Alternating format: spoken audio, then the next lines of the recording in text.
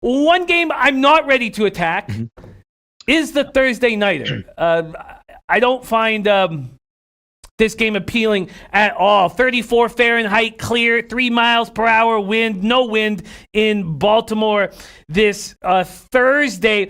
Baltimore opening up at minus 15. You can get minus 15 and a half at a plus number at Pinnacle, and you can get 14 at Heritage and UWager. Intertops, Bet365 are hanging a 15. There's my guy Jake Bell in the house, Ryan S., Dave Chamilio in the house. The team is building. Jets 1-5 on the road. You know, they look good at times at home, but they look terrible on the road. Le'Veon Bell, let me just go ahead and say it, is a clown. Taking his under in rush yards this year makes me so happy to fade this guy bowling until 3 a.m.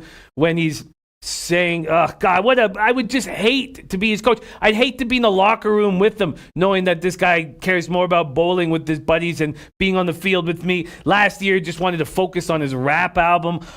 This is a lot of points, though, on a Thursday night, Donnie. I wonder if the over is in play, but I also wonder if, and I'm probably not going to have the balls to pull the trigger, but if the Jets are the play here. This was a very tough 2 weeks for the Ravens. They play the Niners, then the Bills, then short rest for the Jets. This Ravens team has been on a tear, taking down the best teams in the league. That's what they've done. I mean, we don't need to talk about them having a weak schedule. They've been taking down the best teams in the league, but we have Lamar Jackson dealing with a quad injury, and then this Jets team is beat up. Jamal Adams, game time decision, but unlikely to play. He participated in the walkthrough today. He's very important. But look at this. Ryan Griffin, ankle. Bilal Powell, ankle. Demaryius Thomas, knee. Brian Poole, concussion. Quinton Williams, neck. Chuma Adoga, knee. Arthur Mallett, calf. I mean, this Jets team is so beat up, maybe I shouldn't bother backing them.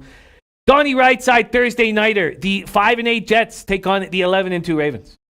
Yeah, looking at the chat box there, Dennis Garcia says, Jimmy, Lamar Jackson has a quad injury. The Jets are terrible. Baltimore gets a lead and sits on it. I like the under. Now, it's kind of hard for me to take a look at the actual over-under in this game. I actually like a side a little bit more, but also when we talk about sometimes, Jimmy, 14.5 is a lot of points. And if you're looking at the Baltimore Ravens, there's no more style points needed, right? And Lamar Jackson's probably going to win the MVP. He doesn't need to be in the fourth quarter running it up on a bad Jets team. So the ones I like the best sometimes, minus 7.5 seems like a pretty decent price in the first half. I can see Baltimore running up a double-digit lead, carrying it into the second half, and just running out the clock. So that would be tough to take an over because I don't know if they're going to be really pressing the needle late in the football game. And you're right on Le'Veon Bell. You got to be kidding. You sit out the whole year. You say you're dedicated. You can't wait to be a New York Jet. And how about the optics on going bowling on a Saturday night where you're inactive versus a game for the Miami Dolphins? How invested are you in this football game entering in? But looking overall, sometimes you like to take a look and say, all right, now the New York Jets do have some wins, and 14.5 is a lot of points.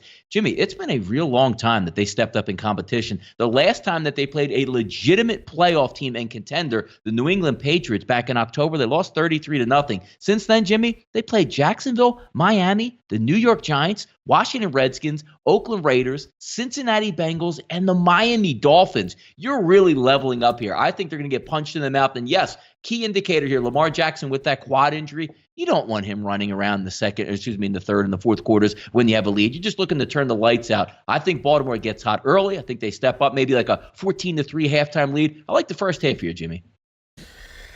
I get it. I just feel like this is a tougher spot than it looks for the Ravens just because of their last 2 weeks of football. And beyond that, I mean, yeah, they took care of the Texans so easily and, you know, beat up on the Rams so easily. But Texas, Rams, Niners, Bills is a tough 4 weeks. And then you have the Jets on shore. I find it it's an ugly, ugly Thursday night game, and we seem to say that so often.